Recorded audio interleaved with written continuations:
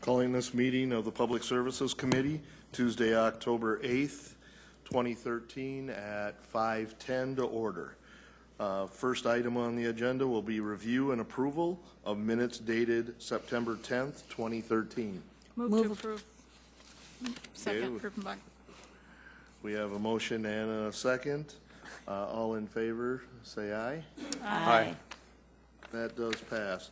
Our first item on the agenda will be the Paratransit Task Force update. Good afternoon, Council. Jim David, City Council Office. This item was previously discussed by Councilors Rolfing and Jameson, and what they are requesting is that the Public Services Committee support a task force to work in conjunction with the Planning Department and develop some options for paratransit. Thank you, Jim. On this, is there any discussion from the committee? Is there any testimony from the audience, from the public on this item?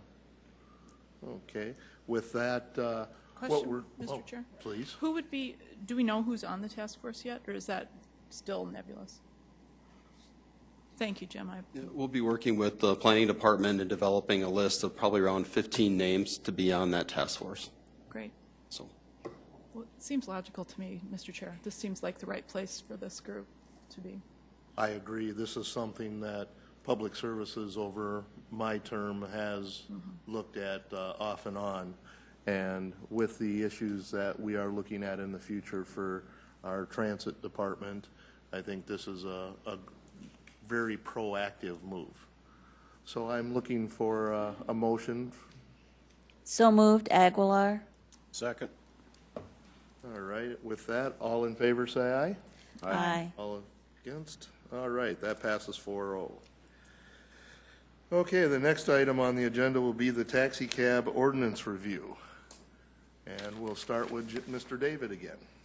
We'll be starting this item with a conference call with one of the manufacturers of taximeters, Centrodyne taximeters, and Tamara right now is just calling him. We were able to get the conference system actually working, so everybody should hear. If you want to ask him a question at the conclusion of his remarks, please just hit the button on the microphone and ask him. So hopefully he answers.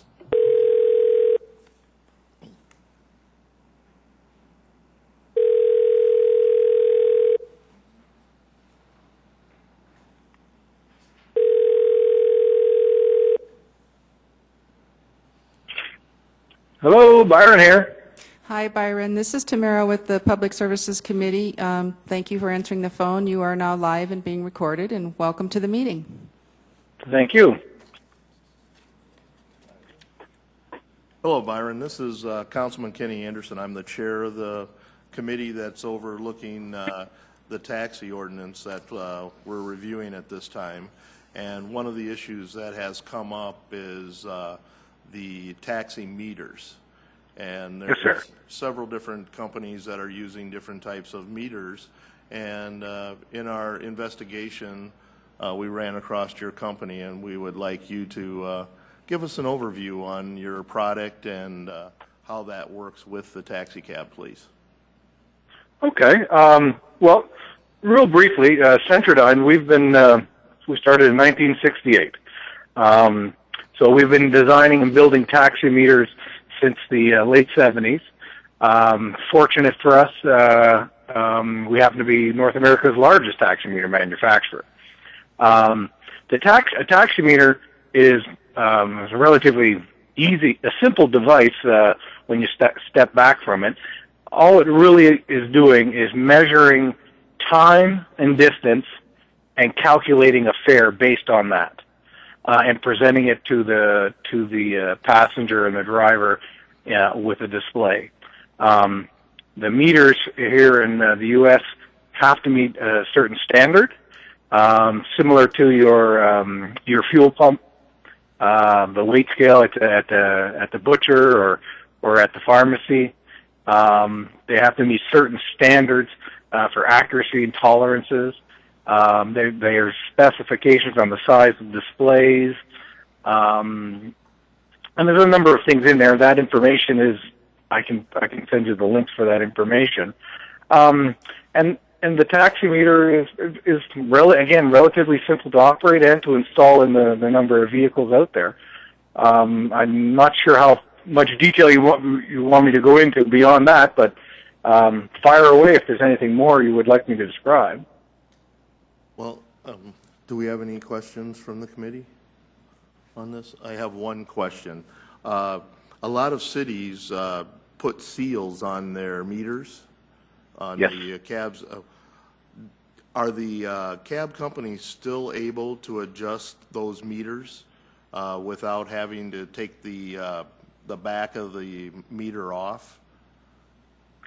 No, that's the object of that seal. Similar to you'll see seals on other devices. This is a seal that prevents access to programming and calibration of the taximeter. So once the seal is on, you have a visual verification that it's now sealed, and the only way to access that is to physically break the seal, cut the seal off the device. So most cities, not all cities, require the meter to be sealed. Some of the smaller cities around the country don't. But if you go to Salt Lake City, if you go to Portland, Oregon, you go to Los Angeles, all those cities require the meters to be sealed, calibrated, sealed, and inspected by, could be, just depends on the jurisdiction. Could be a police department in some jurisdictions, could be a licensed meter shop in certain other jurisdictions. Okay, thank you very much. And, Councilor Urfenbach? Thanks so much for agreeing to appear with us like this. My pleasure, my pleasure. This is great help. Could you help us understand how, what's the difference between a taximeter and like a GPS on my smartphone? How does that compare? Well, it mostly has to do with the regulations for charging the public. There are regulations, the National Institute of Standards and Technology, the Conference on Weights and Measures has laid out standards on how you charge the public, whether it's a scale or the fuel pump or a taximeter. And in a commercial vehicle, the way they've specified it is with a taximeter. And they specify, as I mentioned earlier, the size of the displays, tolerances. So a GPS taximeter is fine if it's passed the inspections. Okay. Now, along with that, a GPS taximeter, and let me pause for one moment. Obviously, I'm a taximeter manufacturer, so you would want to take some. I may be biased, obviously, with our products, but standing back from that, a GPS taximeter is viable for sure because the GPS can be accurate. It's just not approved to date to fall into a taximeter weights and measures certified device.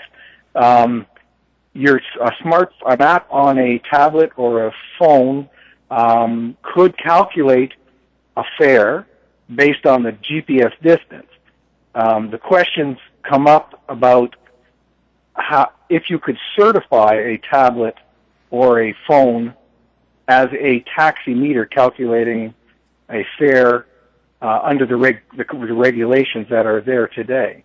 And that's, as a matter of fact, there is a committee there's a committee at the National Institute of Standards and Technology right now reviewing and trying to incorporate GPS into the Handbook 44, which is the regulation, to bring that GPS possibility into the regulations. Right now, it's not covered because there's questions about, well, how can the inspectors test and verify what inspectors usually look for on a taximeter or in any weights and measures device is traceability. How can we verify that device, that GPS taximeter, whether it's on a smartphone in a taximeter, conventional taximeter, or wherever, how can we verify that it's calculating accurately and consistently? And that's a struggle with the inspectors, or with the regulations today, because the input is not their standard input. The source of the distance is not conventional, and there is some question about the accuracy. Not so much about the accuracy, I shouldn't say. It's about the what's the right phrase? Not accuracy, but its availability continuously over a trip. Mm-hmm. There's questions. So, and what do you do if you lose the GPS signal in calculating a fare? That's handled today in a conventional taximeter and a conventional vehicle, but there is no regulation on how you would calculate a fare if you lost your GPS signal. Well, and that's a good point. I was traveling with GPS this weekend, and it literally blipped off for a little bit. And that's exactly it. And the GPS is requires 3 satellites to triangulate to get the right position. You lose a satellite, you lose accuracy. You get different effects. If you lose the speeds, if you lose that satellite signal, then you don't have a distance measurement, so you can't calculate the fare. Right. Councilman Karski? Curious about the who can install one of these meters, any qualifications to do that, cost of the meter, cost of installation, that type of thing?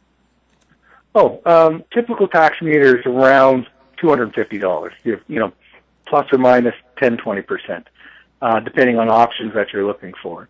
And the different manufacturers. There's a couple of different manufacturers across the country. Our meter happens to be $235. You can get meters a little more, a little less. An installation, it depends on the vehicle, but they can be relatively simple. And who installs them? Here, I'm in Burlington, Vermont. Small town. We have our whole county is 150,000 people. So there's a couple of radio shops, electric shops here that do installations. In the larger cities, if you went to Seattle, if you went to Los Angeles, there are actual meter shops that do that sort of work. They hack up a whole vehicle putting signage on. But in Sioux Falls, you would just look for a reliable service shop that has some expertise in perhaps radios, or at least in the electrical part of a vehicle. Because the installation is relatively simple. You mount it to the dash in a convenient location. There's actually a regulation. It has to be mounted so it can be viewed from the back seat. I think it's actually 4 feet. It has to be viewable.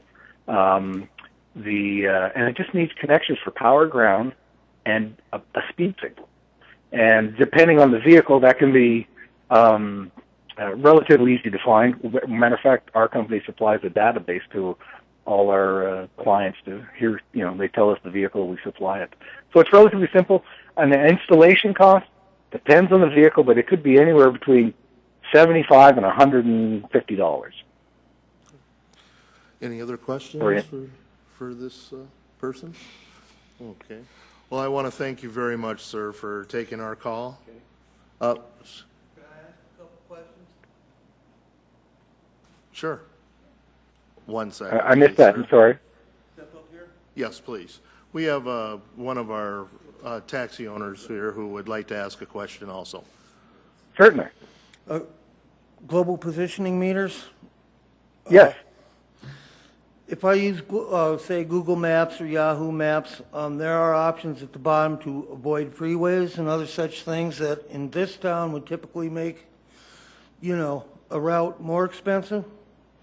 Do these meters possess those capabilities? To my knowledge, sir, there is no meter approved in North America that uses GPS. Okay. Time versus distance. I'm asking, if a vehicle is traveling at what rate does the meter actually kick the timer on? Oh, very good question. It's very simple. I mentioned earlier, the meters calculate on time or distance during a trip. When the vehicle is stationary or at very low speeds, it's charging on time. At a certain speed, it changes over and charges on the distance. That speed is very simple to calculate. It's based on your hourly charge, let's say $20 an hour, and your distance charge of, say, 2 miles per hour, $2 per mile, and all you do is make a divide. $20 divided by 2, 10 miles per hour is the crossover speed. So below 10 miles per hour, you're charging on time. Above 10 miles per hour, you're charging on distance. Okay, Does that make thank sense? you. Yeah. The other thing I'll mention too is on that time issue is the meters, you'll be able to turn the time off if you need to during a trip. For example, if during a trip you need to stop at the gas station to fill up your car with gas because during a trip, you can press the button, turn the time off. The meter won't increment as you fill the car with gas on the passenger. As well as if you stop the vehicle, passenger wants to go into the corner store and buy something, you leave the time on and paid for your waiting time there. Okay, thank you very much, sir. We really appreciate your time, and if we have any further questions, we will contact you. Very good. I know Jim has my email. If there's anything I can do, please let me know. Okay, thank you. Cheers. Bye-bye. Okay, Mr. David, would you like to continue this?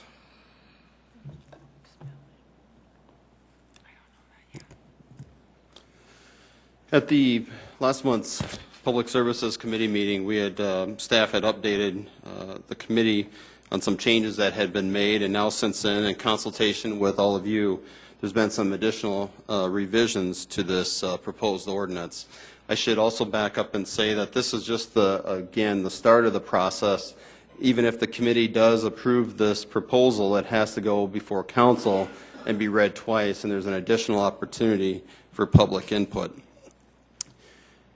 The revisions that have been made since the last meeting include additional definition to taxi cab.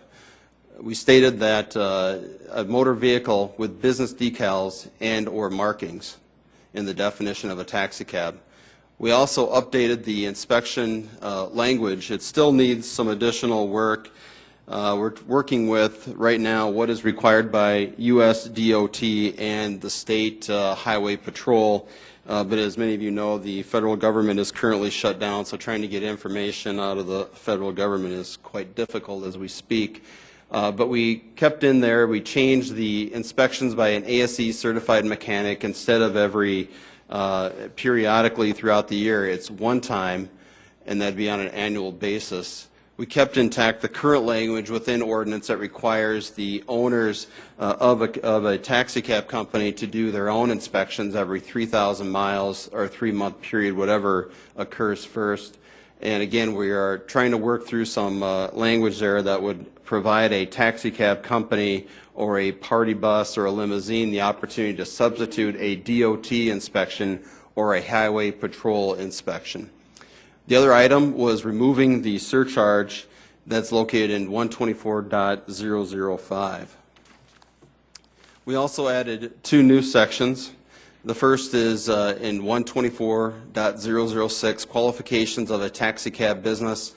We added in information that an office needs to be accessible 24 hours a day, 7 days a week upon the request of the city, and taxi cab service must be 24/7 with a listed telephone number that is answered on a 24/7 basis. We also required an activity log that is available for inspection at any time for up to a year. The second section is a prohibition from anyone operating a taxi for more than 12 hours. Regarding the taximeter, the previous speaker had alluded to the national standards called NIST. Again, this is another area that we're attempting to get information regarding the Handbook 44. We currently have language in there that says that any taximeter has to adhere to these standards, and that, for example, right now GPS is not an allowed taximeter, but once they do that, because the language adheres to those standards, it will just change when those standards change. The other one is we added language in there for the expiration of a license that anybody whose license has been expired, they must remove the license and the vehicle for hire markings. Staff had looked back at other regional cities, populations as large as St. Paul and as small as Fargo. And you'll see here in comparing these cities and some of the additional regulations that have been added into this ordinance, taximeter inspections and sealing of the taximeters are required in all of these cities above except for Sioux Falls and Des Moines. Mechanical inspections are required in every city except for Sioux Falls, Des Moines, and Lincoln and Omaha actually have random inspections by the state of Nebraska, and they also require self-inspection, or the company inspects their own vehicles. 24/7 requirement. Every city except for the city of Sioux Falls requires taxi service 24/7. The city of Fargo does not have that in their ordinance, but it is an internal policy that their board that reviews the taxi cab applications looks at. Some of the cities actually require that the taxi cab company requires or have on staff a certain number of taxi drivers or has within their fleet a certain number of vehicles, and you'll see here that the cities of Cedar Rapids, Des Moines, Rochester, and St. Paul require this. And then finally, a limit on the number of taxi cab companies. None of them actually have a set limit that we could find, but Fargo, Lincoln, and Omaha have a public hearing where the competitors are actually invited in and to discuss the new license. And so that almost creates a soft limit on the number of taxi cab companies within those cities. We also looked at the fare comparison. I should point out that this is the maximum fare that the city of Sioux Falls, that can be charged in the city of Sioux Falls. A taxi cab company can actually charge far less than this, but this number includes the fuel surcharge, and you'll see at $35.50. In the city of Des Moines, we actually added in all the possible charges that could be added to a fare in the city of Des Moines, which includes a $2 night surcharge and a $1 excess surcharge. As you'll see here, $35.50 for Sioux Falls, $25.30 for Des Moines, Rochester's $24, St. Paul is $29.70. I should also point out that the cities of Fargo and municipalities within the state of Nebraska, they can set their own fares as long as it's approved by a public body.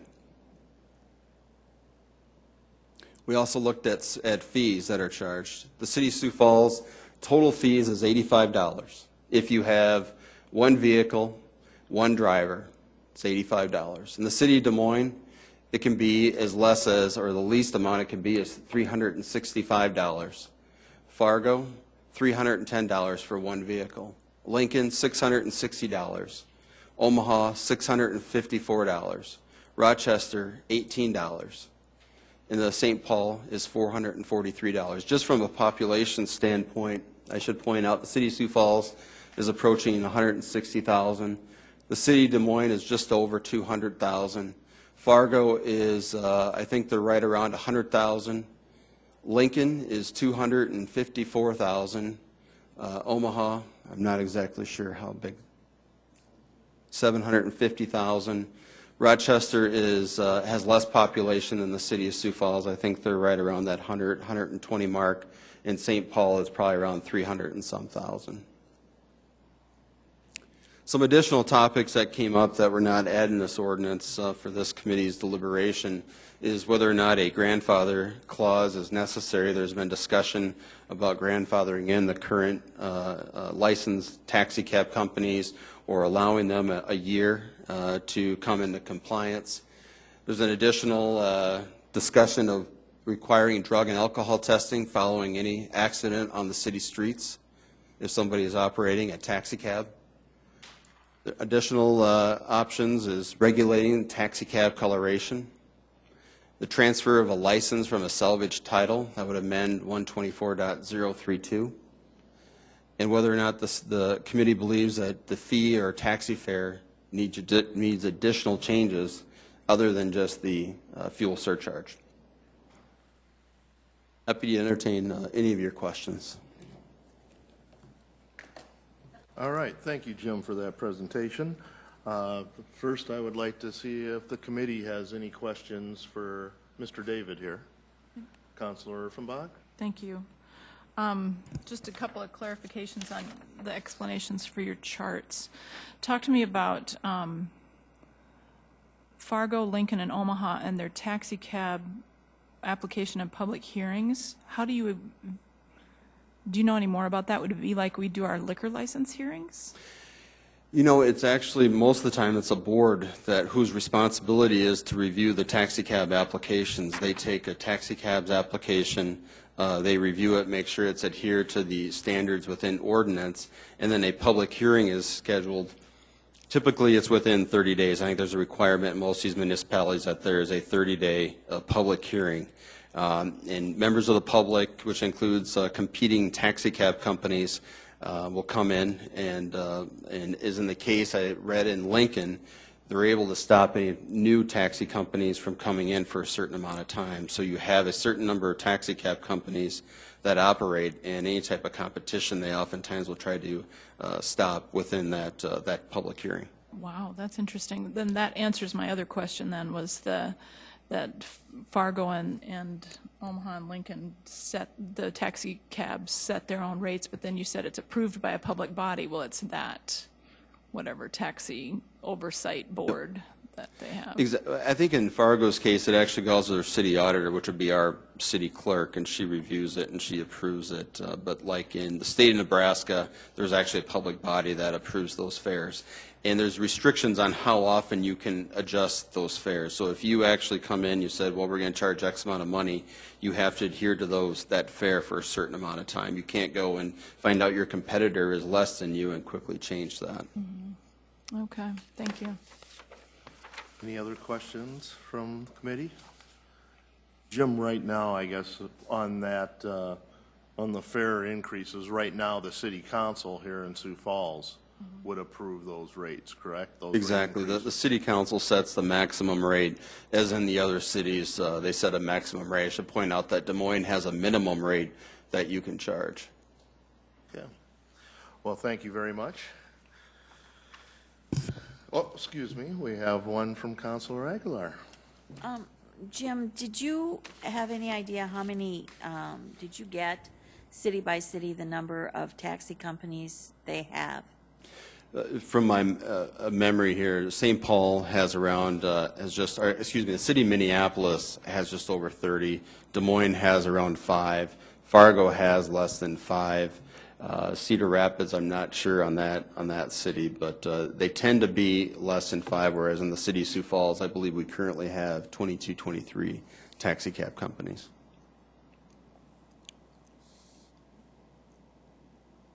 Thank you. Yep.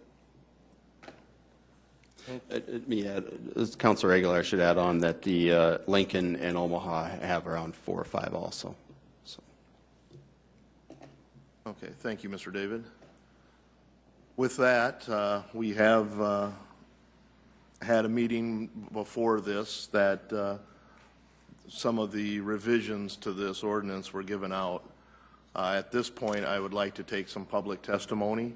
We are going to try to keep this to about 5 minutes per person because we're going to have some time constraints. So if you'd like to start. Thank you, Mr. Chairman and council members. My name is Scott Abdella, and I'm an attorney here in Sioux Falls. And I'm here tonight on behalf of a former client of mine by the name of Todd Harkema. And I told him when we were done with his case that if the opportunity ever presented itself, that I would address his concerns to the city regarding what we believe to be a significant problem with one particular area of the taxi cab ordinance. Just by way of quick background, Todd was seriously injured on May 9th of 2012 by a cab that was driving carelessly and caused life-threatening injuries. Todd was in the hospital for many, many days. many fractures, shattered elbow, punctured groin, shattered knee, and after many days of treatment, he was released from Sanford Hospital, and the total medical bills were $250,000. When we started looking into his case and looked at the city ordinances that relate to taxi cabs, we were shocked to see section 124.046, which deals with minimum limits of coverage for taxis in the city of Sioux Falls. And in particular, if you look at subsection A and B of 124.046, you will see that Part A places a minimum liability limit of general liability coverage on our taxi cab companies of $1 million, but Part B places a minimum liability limit for auto liability of only $500,000. And for those of you that are familiar with insurance and the different types of coverage, the first thing you say is why are those limits set that way for a cab company? In other words, if you were to ever have the rare opportunity to visit a cab company and actually walk onto their premises, and because of some negligence on their part you were injured on their premises at their property, their policy would provide you with up to $1 million of coverage.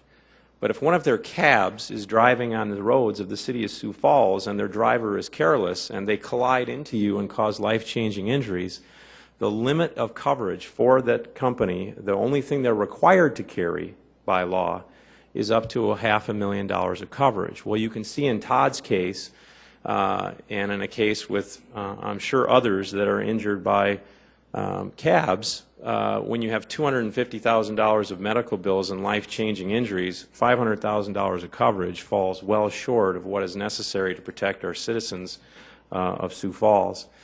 Also, in Todd's case, we started looking into, well, even though this is the minimum that's required to be carried by the company, and it was all that the company carried, we looked into what are the assets of the company. I mean, if we need to recover what's fair for Todd, I suppose we have to start looking at what the assets are of the company.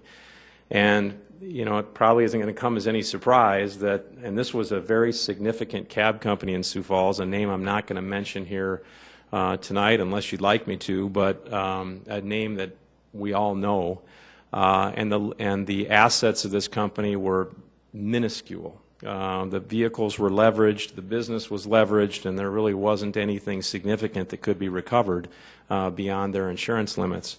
So Todd was left with recovering the minimum liability limits of $500,000, and that cab company operates today.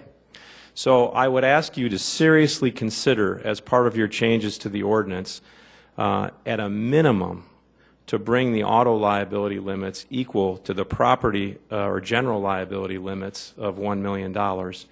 And I would also ask you to give strong consideration to raising those limits even beyond that, because it really doesn't take much when we're talking about a serious injury to exceed $1 million of damage to somebody like Todd, again, who was in the hospital for weeks and had $500,000 of medical bills. I can certainly answer any questions you have. I appreciate your time, and I very much appreciate your consideration for taking a look at 124.046. Any questions from the committee? Thank you. Thank you, Mr. Abdullah. Any more testimony from any of the cab owners? Now's your opportunity.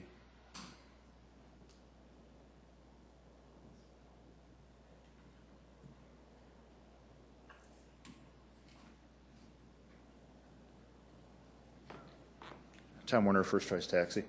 The proposed regulation on the 24/7 office, can we get some more clarification on that as far as if those offices need to be staffed, if each cab company has to maintain their own office, or if 10 single-man owners can go together on one, or what the council is looking for?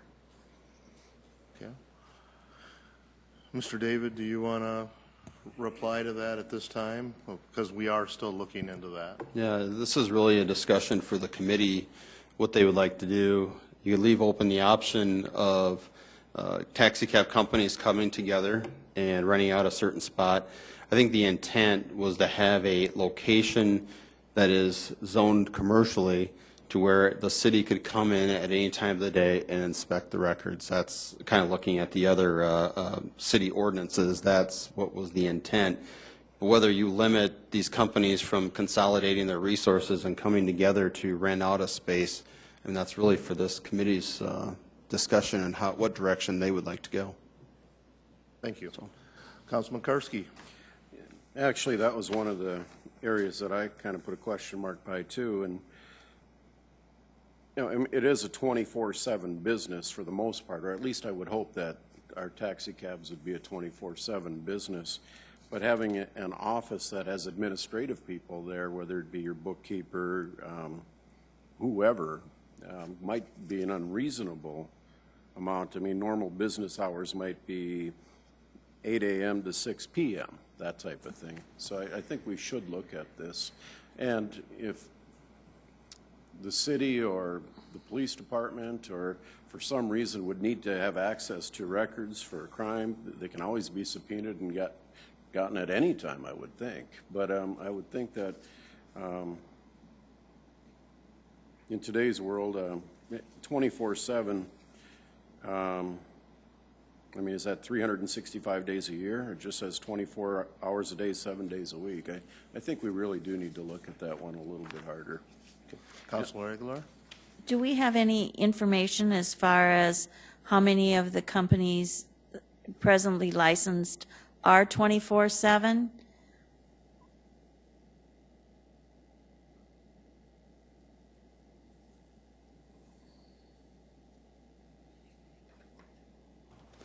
Hi, Jamie Palmer, licensing specialist. That isn't information that we obtain at this point right now, but we certainly could. Councilor Urfenbach? I would just add to that, I'm just looking at how the wording is right now. It says provide taxi cab service to the public 24 hours a day, 7 days a week, and have a business telephone that is answered 24 hours a day, 7 days a week. You know, you carry the phone with you all the time. It doesn't say that the office has to be open 24 hours a day, but it does say it has to have a listed telephone number. You can transfer those numbers between phones, just no big. I like the 24/7 idea. I think the reason we're going after this is safety, you know, and public service in terms of, you know, for our community, for our citizens. And I think that's one of the things that, you know, if I need a cab at 3 in the morning and they're not open, you know, what does that do for my safety? What if I need to get, you know, I don't know, I can't think of what an example would be, but I just think 24/7 is valid. I think I want to continue the conversation, but I think 24/7 is valid. Councilman Karski? When I look at that, I think about an office that must be accessible. Is that accessible to the public, accessible to people that maybe want to look at licenses or records? You know, what's the purpose of being accessible 24/7? The attorney, Mr. Abdallah, that just left, you know, made the point, if you're ever fortunate enough to visit a taxi cab company, nobody really goes to a taxi cab company. Like you said, you call them on the phone. And to have I mean, I can see the need for having a physical location, but the general public to go to visit a taxi cab company, I can't imagine that happening very often. Mr. Chair, if I might, then if you look, so you're looking at A, I'm looking at C. So if we tweak the wording on those, maybe the office isn't open 24/7, but maybe, you know, whoever's on call that night to run the taxi, their phone is the one that rings. And if whoever needs to see the records at 3 in the morning, that person that's on call can say, yep, I'll meet you there in 10 minutes, kind of thing. Or, you know, maybe there's a way to work that. I don't know. Mr. David? Yeah, if you look at A, it says how it reads, it must be accessible 24 hours a day, 7 days a week, upon the request of the city. We could just take "and" out of that, and it would say, provide an office that must be accessible 24 hours a day, 7 days a week, upon the request of the city. Mm-hmm. Or the city inspector, or whoever ends up being that. I mean, we're a long way from having that wording. Yeah. for who I that agree. person would be. Councilor Aguilar, I believe you might have had a question? Did No, I- it was answered with the Okay. discussion. And I think that, if I can jump in on that too, I think the intent was to have the businesses have a physical location where an inspector can come and take a look at, like, vehicle records.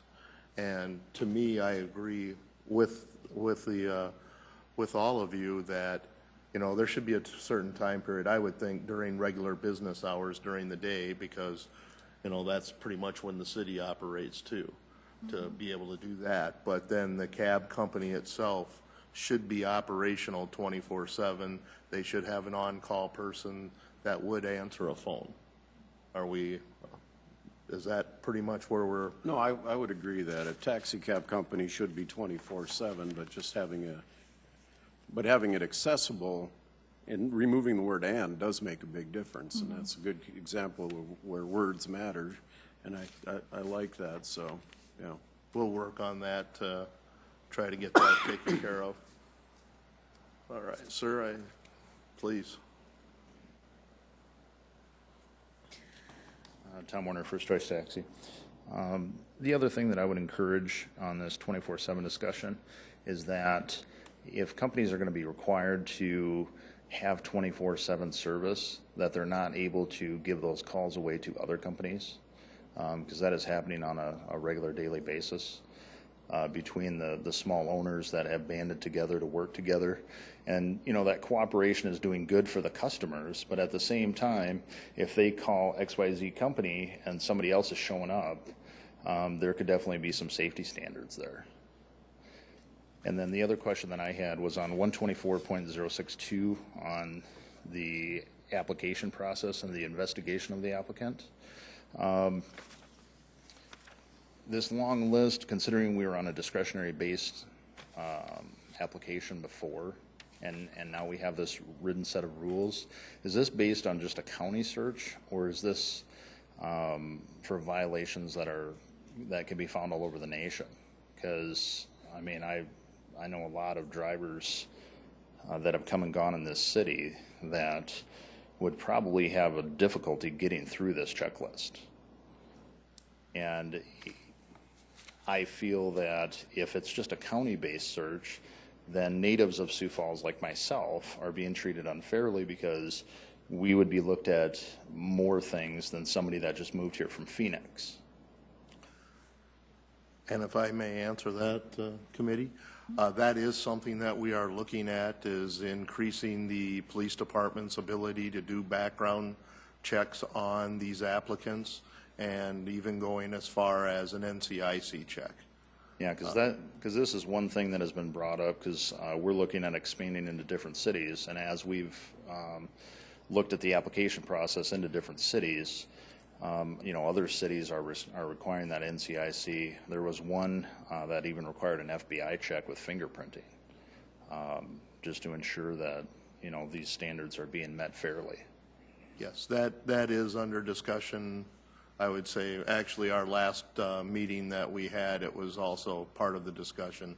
So I'm hoping that's something that we'll have resolved by the next Public Services Committee meeting. And if that is the case, that we have drivers that cannot pass this list, what's going to happen to them? Are they just going to be grandfathered in? Are they not going to be able to renew their license? You know, how is that going to be? Well, on that, I mean, that's one of our questions, is that how do we deal with that? And the grandfathering is one of those questions, that what are we going to grandfather? What are we going to allow? And again, we're going back to citizen safety, you know, so that's definitely part of the question that the committee has as well. I have a question though, just NCIC, what is that? I'm sorry. NCIC, what is that? National database that. Like a cop thing, or it's yes. Okay, all right. It's not one I've heard on, you know, Law and Order or whatever. So I'm like, and as far as grandfathering, we do a background check on every driver yearly, correct? So if that driver fails at that point in time, they will not get their license renewed. That's the way I would see this as. yeah. If they did not meet the criteria to be a driver, at that point in time, that would have to be addressed. Patty Lyon, Assistant Police Chief, and I can answer that. We do check them every year. So if something came up within the time frame of that year and they did not meet the criteria, they would not get their license. Okay. Thank you, Chief. Question? Is that just, when you say that they're checked every year, it still is only a local check on, or how far? I'm trying to remember what the application looks like now, but I think we check whatever states they say they resided in. And if they've lived in the state of South Dakota, we actually we'll do a check by state. We cannot run a national check. Okay. It That has was to the be question. by whatever states they list that they've lived in. So why can't we do a national check? Because it has to be specific, national, to do the NCIC, it has to be for a criminal investigation. We're not criminally investigating these individuals, we're just doing a background. And per Councilor Urfenbach's question, could you tell her what NCIC means? I know what it is. I Googled it. It's National Crime Information Center. Okay. There you go. Thank you. It's just the NCIC. You don't know anything else, right? Councilor Aguilar? Patty, is there any other kind of national check that can be made without having to go through the NCIC or? I don't know, I'm not sure if there's like charges that, you know, there's people that do background checks, but I know for the police department to do a check of that nature, it has to be for criminal, you know, an investigation. It can't be done for personnel backgrounds and of that nature. Okay, thank you. With that, can I direct Mr. David to check into what other cities do as far as background checks, see what type of depth they use, if they use any private services? Councilor Karski. I heard something here a minute ago which kind of puzzled me, and I think Councilor Erpenbach kind of furrowed her brow at the comment too.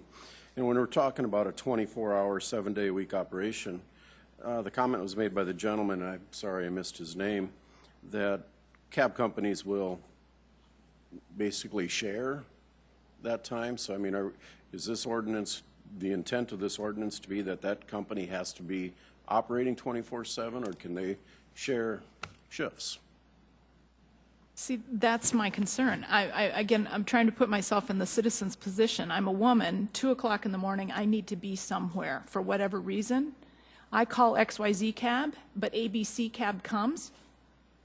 Where's my personal security in that? I'm really uncomfortable with that idea that I think he called it transferring calls. No. I called XYZ. I need XYZ to be there. That's my fear. Okay. I think that's something that needs to be further discussed. Sir, if you'd like to testify, we'd like you to come up, please.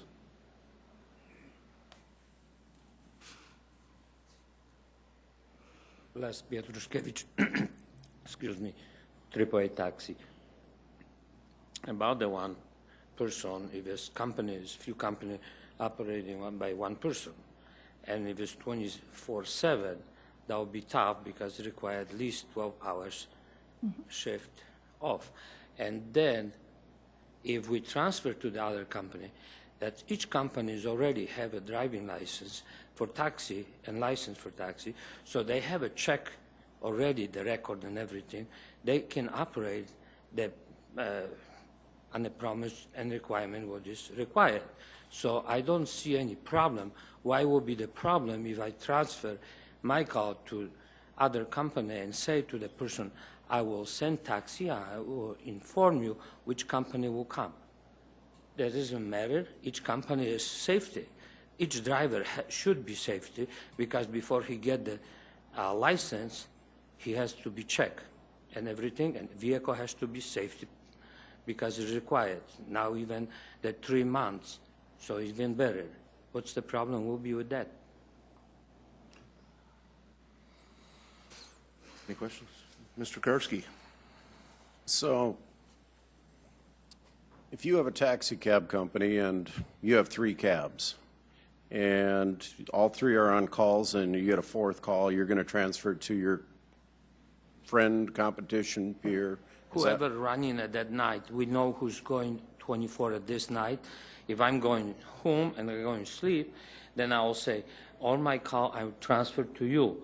Or I will take the call and I will transfer to you to get that order. Okay, so you're saying that in some circumstances then that cab company isn't operating 24 hours a day, they're only operating 12 hours a day. Well, how can one person can operate 24 hours? We have several companies here where there's one person. So how this can be done? And that's what I'm trying to clarify. All this company has to be shut down because it's only one cab. Okay. Okay. That would be simple. And that's why we had the comparison, sir, Yeah. on Is the another different simple. cities. If I have a store or any other business what is running during the normal business hours and I have to be operate 24 hours, no. Can be operate, but I have to set up that service is available for 24 hours through some other sources. So the customer who's calling will get the service, but not necessarily from the same company. I will inform the passenger that I will send the taxi, this and this taxi will pick you up. So I don't see any problem because that taxi has the insurance, has a license, and the taxi driver is approved. Okay, thank you. Now another one, why 24 hours office has to be open? If there's one person, well, I guess another it could be required that has to be office, but that's fine. But why 24 hours? That can be request because if it's one person, can be open 24 hours, period. And I do believe that was something that we were struggling with also, having the office open 24 hours, but the phone has to be answered 24 hours. Yeah. The office can be open during business hours so that an inspector could come in and check vehicle records and Yes. business records. I agree with that. One of the other things, though, too, that we have looked at in the regional comparison that was discussed in meetings with the administration was also the taxi driver cab minimum per company. So, I mean, that's something that has not been placed in here, but was also discussed. Several other cities have a minimum number of cabs that you have to own to be a taxi company. So, I mean, that's something that is not on the table right now, but it could be something that, you know, is not out of discussion at this point. Okay, so in the near future, let's say the license is expired end of the year, will be not renewed because that taxi company operating on one car. So all this company who operating on one car can be not renewed because required. If there was a minimum set, yes, sir, that would be the case. Councilman Karski? For the committee, I guess, and this is one of my concerns. Obviously, I would imagine taxi cabs, there's some hours that are probably more fruitful to operate, from 10 at night to 2 in the morning on a Friday, Saturday, whatever, and that's where you get a lot of fares. And there are other times, you know, 6 o'clock on a Sunday morning for an airplane flight when you need to call a cab, and we need to have somebody there. There's not as many maybe people available, and that's where I look at the 24/7. And, you know, if we have companies that can cherry pick hours, and a taxi is a public service, okay, and that's why we're talking about this. But if they're allowed to cherry pick hours, and now we don't have cabs available when the person needs to go to the hospital at 2 in the morning or 8 o'clock on a Monday morning because everybody worked Friday night, that concerns me, and I can see where the 24/7 is a good idea. So just for discussion's sake, I guess. Yeah, but if we have a 24/7 answer the phone and transfer the service to different company, I don't see any problem with that. What's that problem come from?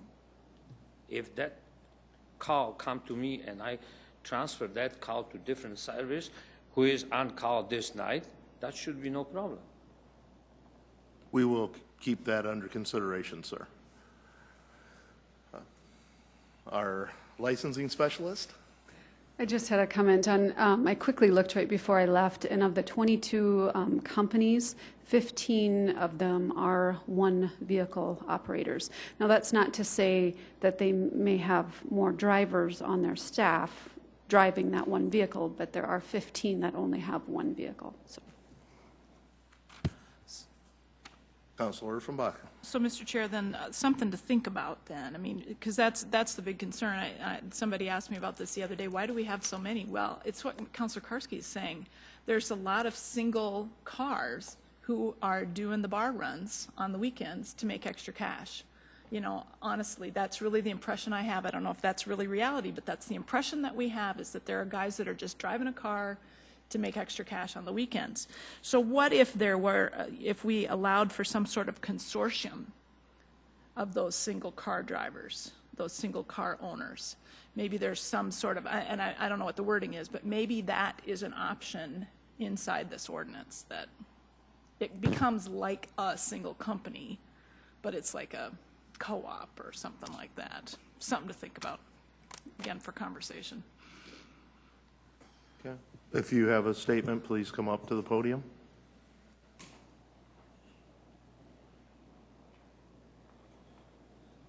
Time Warner, First Choice Taxi. We did explore this conversation with multiple owner-operators combining to operate together. One of the problems that you have is under the sales tax rules, they would not be able to operate under the same name. So independent owner-operators would not, when you call XYZ Taxi, even though there's 5 independent owner-operators, they would all still have independent names. So for any safety concerns that you were talking about and things like that, that would not be a solution for that. Okay. And then also one thing is on the elimination of the fuel surcharge, in comparison to like Minneapolis and some of those bigger cities where they don't have any type of fuel surcharge, those taxi cab licenses are only licensed for a certain district. So when you go to Minneapolis to buy a taxi, you're licensed for the airport, you're licensed for downtown, you're licensed for this borough, okay? They're not covering 150 square mile radius like we are. If I empty at the Red Eye Bar on North Cliff and my next call is at Scarlett's, which is 15 miles away, I've spent $3 in gas to go to that call. So some of these comparisons, you know, for the fuel surcharge and some of these rates would be questionable, I would think. Thank you. Any questions? All right. Any other public testimony? Councilor Aguilar? Can I ask that at our next meeting, or that the information that we have with the 22 licensed taxi companies, how many cabs they actually are running? Okay, thank you. Councilor from And if you'd add to that, Jim, that idea of the number of taxi companies in those comparison cities. You know, you spoke it, and I thought I had seen it, but if you'd put that into a chart for us too, that'd be helpful. And the population thing, sorry. Okay, next, please.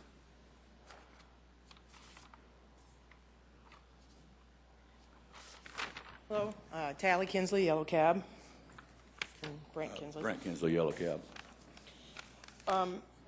Well, I got several things I'd like to address, but as far as the 24/7 goes, I believe that if it's in the ordinance that you should run 24/7, your facility should be manned 24/7. You know, we have a lot of, say, for instance, 911 calls where they call our office and it's on demand. We need for instance, a DUI pullover or something. We need you to come and pick this up, you know, pick these up right away, and you have to be on demand. And if you're on that call, you can't take another call. If it's a one-man operation is the other issue.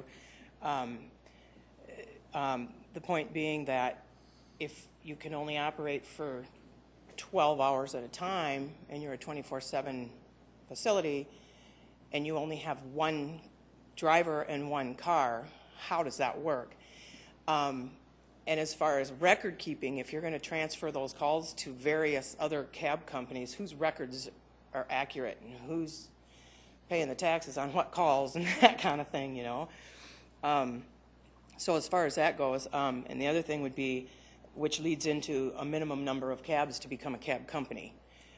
It should be more than one cab. If you can only drive for 12 hours and you're a 24/7 operation, you need to have enough staff and enough cars and everything to be able to accommodate that. I believe that with the coloration of the cabs, we've got, you've got one cab company that's got black cars and red cars and blue cars, and you can't tell one from the other. We've got some that don't have any markings on them at all. So for a police inspection, unless the police are going to run a check on every commercial license plate that they see, there's no way of knowing that's a cab unless it's decaled, marked, taxi signs on the top, that kind of thing. So I believe that really is important so that the police, the public, can differentiate from one company to the next who's operating how. If there's an incident that a citizen sees and they want to call and complain and there's only one operation, they've got no supervisors to answer to. There's nobody controlling their behavior, their conduct, anything. Who does the public call if they have a complaint on a one-man operating cab? The person operating the cab, there's really, other than the city who issued the license, I don't know who they're going to call on that. In the application process, I believe it should specify whether or not the drivers are employees or independent drivers. And this is for the company license, for the owners of the cab company. If they say that their drivers are employees, I believe they should provide proof of work comp and have to pay the federal payroll taxes and all that go with it. If their drivers are independent, I believe that the drivers on the application process, part of the driving, need to provide proof of that by the state if they have a tax ID number and are licensed to be independent. It has to be one or the other. There's really no in between, and if they are independent, how are they compensated? How, for instance, are they leasing the cabs? Are they being paid a weekly amount? Are they, there's ways to track that. So from the company licensing standpoint, like for instance, our cabs are yellow, XYZs should be green, ABCs should be red. Then the public and the law enforcement and everybody can differentiate between the companies at a glance. So I think that those are some things that I'd like to see. And then on the driver's license, the taxi driving license application, same thing. What company are you affiliated? Who are you applying to drive with? Are you an independent person, or are you going to be their employee? And then you could cross-reference that, and it should all match. So I think that the minimum number of cabs so that they become a company should be more than one. If you're going to be in a 24/7 operation, you need to staff it and accommodate that. An established place of business with the phone number, I think there should be a location that's manned at all times for on-demand response. I'm applying for a cab license, and I'm agreeing to be a 24/7, and I'm one person, but I can't drive more than 12 hours. To me, that doesn't make any sense. So those are quite a few things. As far as the markings on the cabs, I believe that each cab should have their logo permanently adhered to the cab. Top signs, permits, and everything should be affixed to the cars, so that, for instance, like you said, the weekend cab driver who's using his cell phone in his personal car, when he doesn't want to be a cab, he doesn't have to be a cab, and when he wants to be a cab, he can put a sign on the top and screen his phone calls and say, now I'm a cab, but tomorrow I'm not. So I believe there's a lot of issues that it's very wide open. As far as the conduct and who do you call to complain to, and who's controlling how the cab owners conduct themselves, there's a lot of issues. There was a meeting this morning with the Airport Authority, and Richard King of the Airport Authority agreed with me on this and said that he'd be more than willing to talk to you guys about any of this. It's wreaking havoc up at the airport. Some hotels and bars, too, with a lot of independent people that don't get the call-in traffic, kind of linger at the bars and the airports during busy times when they know flights are coming in and that kind of thing. And they're publicly haggling and fighting over the people coming out. And they've had to make all kind of new rules at the airport to try to eliminate this. And he's about to the point where he is about ready to limit it to 3 cab companies that he's going to allow to operate up there because of this. And there's nobody regulating or overseeing any of this. So they've made a lot of changes. Cab drivers can't leave their cabs. They can't go in and use the facility. The permits went up because they had to put a porta potty outside so they'd keep them out of the airport. In the past, it's not anymore, but there was a car, I want to say it was a AA taxi or something, that painted their car yellow just like ours. And people had no idea whether, and to say, oh, you jump in with me, we're affiliated with that company and we'll ride, you can ride with us, and it doesn't happen that way, So basically they're stealing the fare from you. So there's a lot of issues there that I think at the licensing process or the application process for the licensing, you could change the verbiage on there and put some more details in there as far as whether they're independent, what color their cabs are going to be, how many employees they have, how they're going to man their facility 24/7. And I think a lot of that plays in, it's pretty hard to be a 24/7 business when you're only one person, and you're driving. So you should either subcontract it out to an independent person who should be licensed that way, or you need to have employees that can staff it,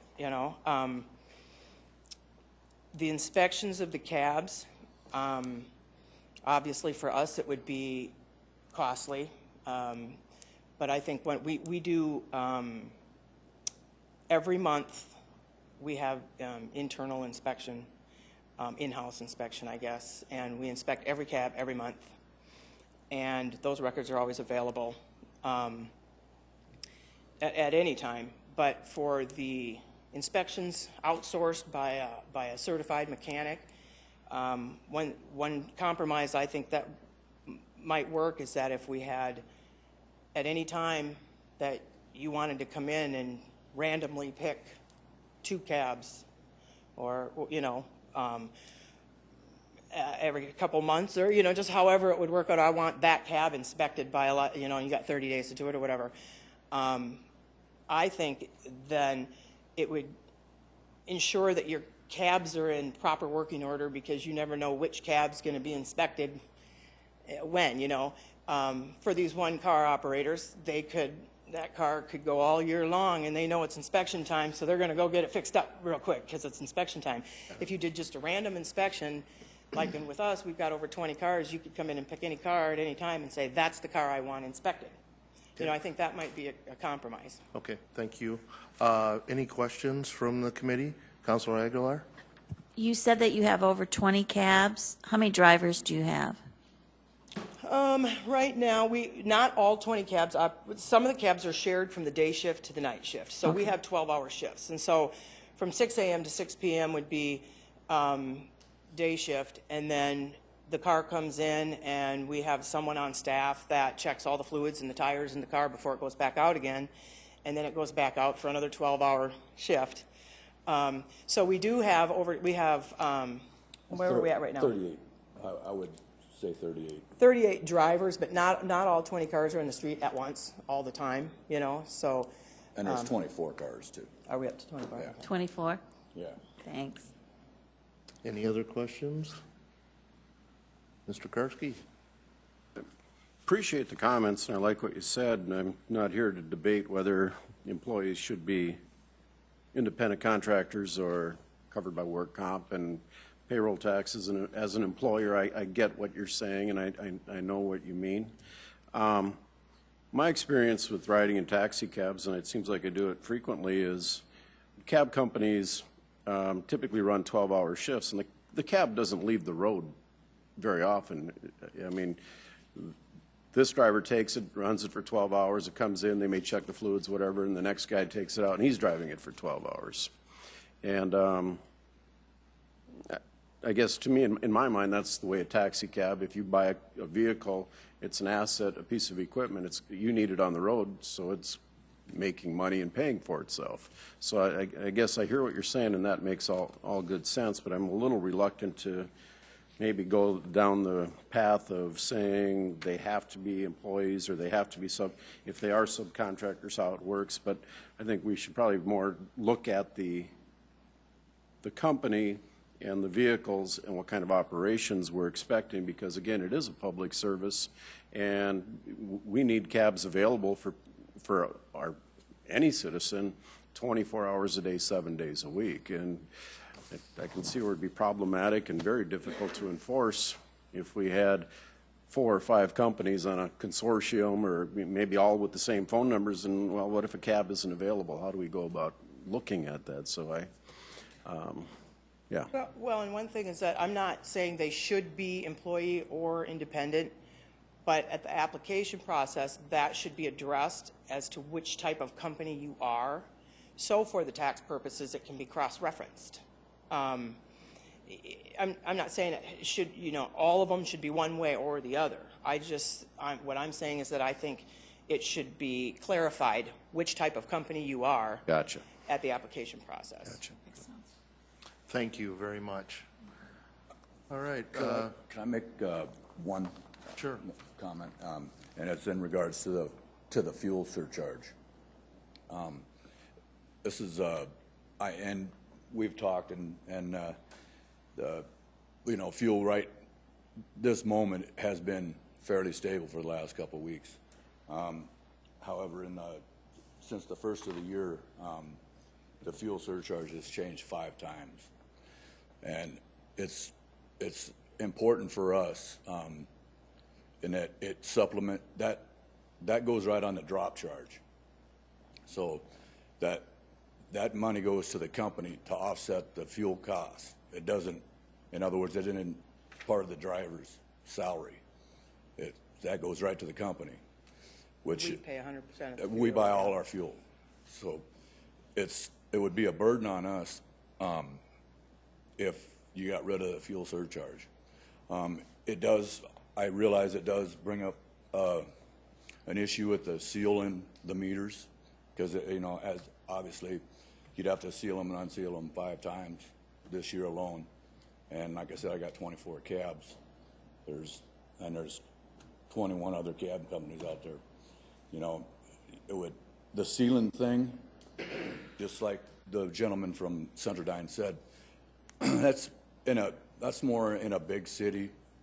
In a town like this, I'll tell you, the taxi meter, when we use a Centrodyne meter, as a matter of fact, and it's got a little access panel to it, and you gotta get in there and flip a switch, and you gotta have the instructions to manipulate the meter. So that the sealing of the meters, I think, is kind of overkill. There's nobody. I would venture to guess that any of these operators here that are using meters don't manipulate their meter, on the fly. It's just not. You just have. If you were in a business, you'd realize how hard it'd be. Plus, a lot of our customers are regular customers, and they know their fare, and they would know right away if it was manipulated. Thank you. Okay. All right. One moment. I want to see if there's anyone else here who would like to come up and testify before I start taking more repeat. Is there anyone else who would like to come up and testify? We are getting short on time now, so I'd like to get everybody in that we can. Good evening, Tom Olson with Stellar Limousine. Kind of shifting gears a little bit, we're in the limousine business, not the taxi business, but Chapter 124 overlaps quite a bit in what it accomplishes. And stepping back to Mr. Abdullah's comment, that really brought something to light for me with the insurance coverage, the $1 million general, $500,000 auto. That doesn't go very far with your personal vehicle if you have a collision, injuries, medical bills. Been there, done that.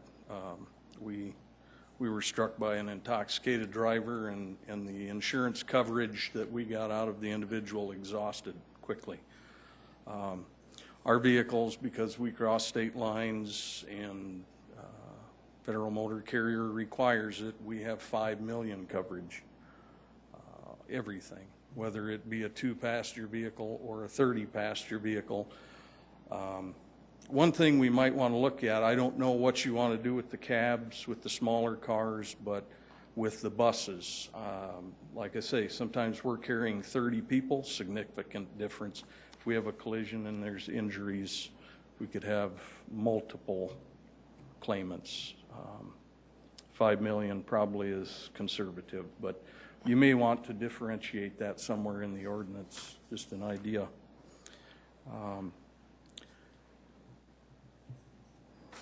The other item is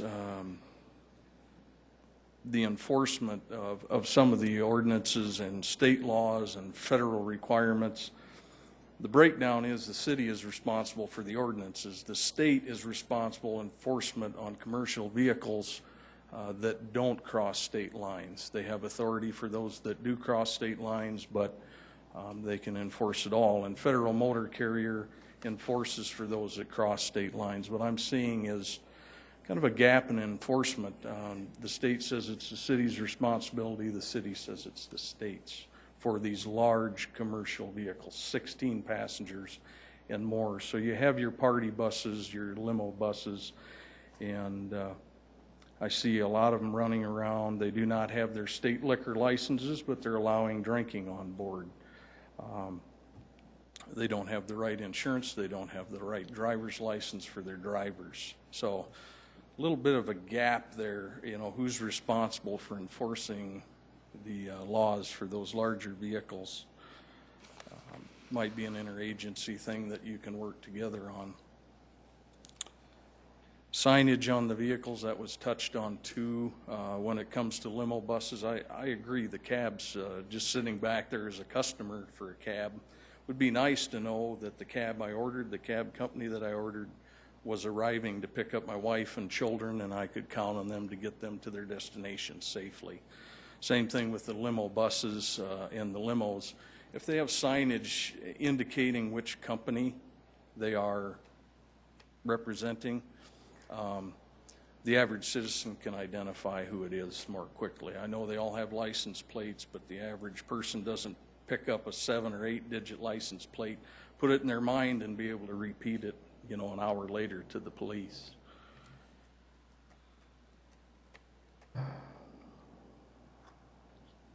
Inspections, I think there's been some headway on that. I'm glad to see that you're going to an annual inspection.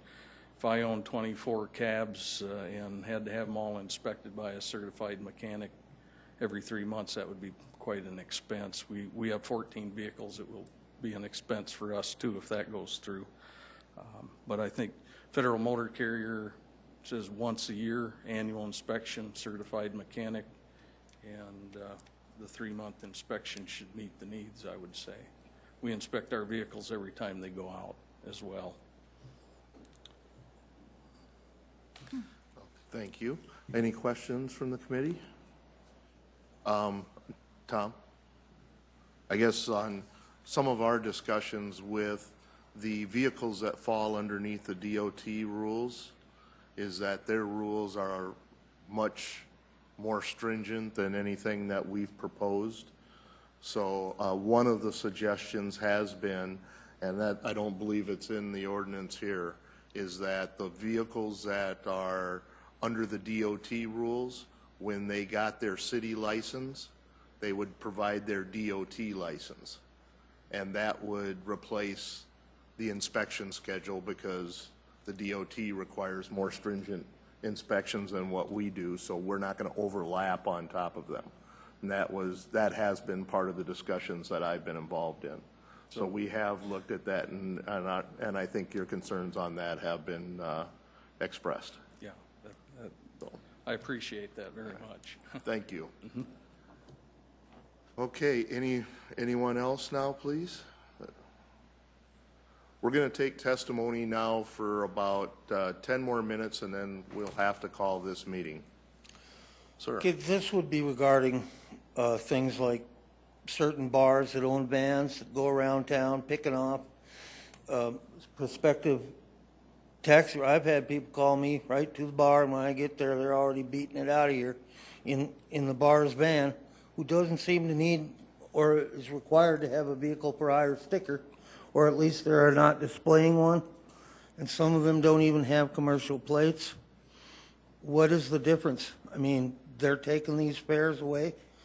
They're costing me money particularly, and I know they're costing other people money. Can there be some regulation regarding those individuals that are operating solely on tips? Mr. David, do you want to? You know, this again is just the committee's decision if they want to look at these vans that typically go between bar to bar. At the end of the night, they sometimes will drive their clientele directly home. Right now, I do not believe they're covered under vehicle for hire.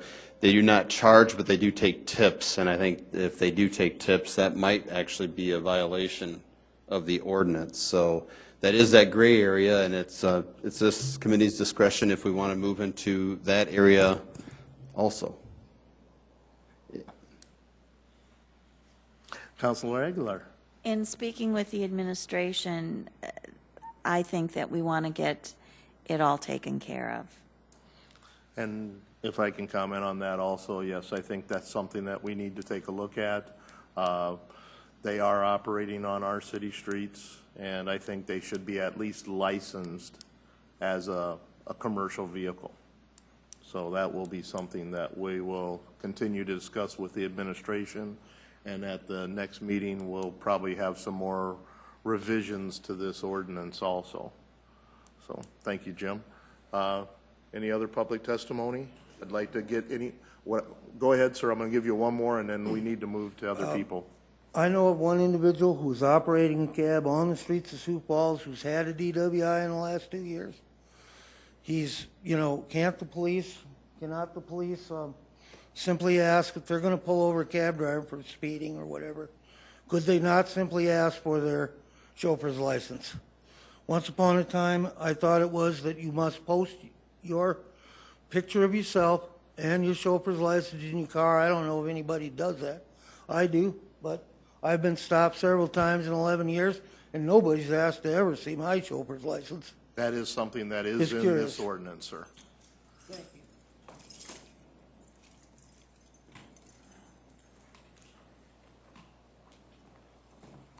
Joseph Barsh, pick a cab, taxi. I must say, after listening to all these wonderful testimonies, I sympathize with the council and the chair of the committee and the task ahead of this group that will regulate this business, which is absolutely needed, as we can see. The only comment I would like to do today is that it is very easy to fall into the trap of the monopoly of big operators and players versus the single cab owners, and basically get rid of them and not provide probably the service that could be even of a higher standard, because as you will probably notice, the small operators, that's all they have. They have their livelihood depending on these cabs that they operate and feed their families and provide for themselves. And Sioux Falls, as you can look at the comparison, so well prepared, shows that it is probably just about the friendliest place in a radius of about 200 miles.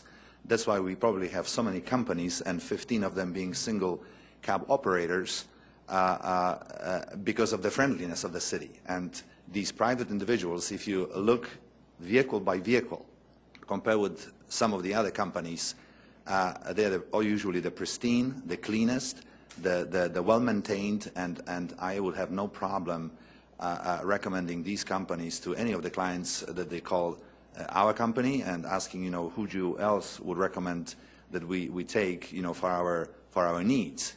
And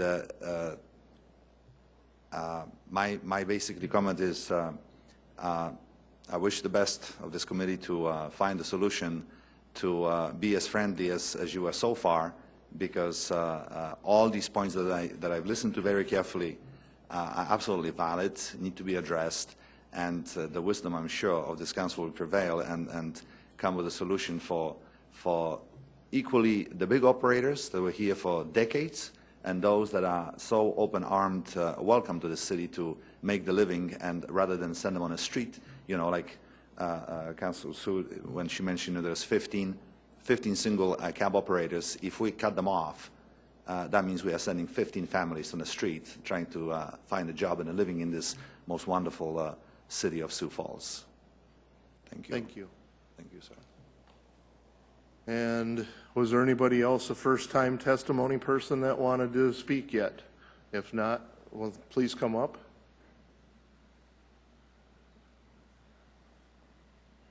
And I'll take one more after this testimony. Hello, Dustin Sandine, owner of Big City Taxi here, and I am one of the single of the 15 with only one owner, one driver. And I just want to make a quick statement saying about the inspections, about people believing that, sneak in the inspections. And I just want to clarify that I do have receipts here, and I did last week just did a lot of repairs to this van I got from my uncle's car lot, which needed some repairs. But when I first started, I didn't have quite the finances to get them. But and back in June, I did replace some brake pads, and just like I said a week ago, it needed some new tie rods. The headlights were dim, so I replaced those. And so basically, I just wanted to say that I do follow through what the ordinances say. I do check in with the licensing specialist once every 3 months. Matter of fact, just a couple days ago, I checked in with her. So that's really all I wanted to say, and thank you for hearing me. Thank you. Okay, I'll take one more testimony.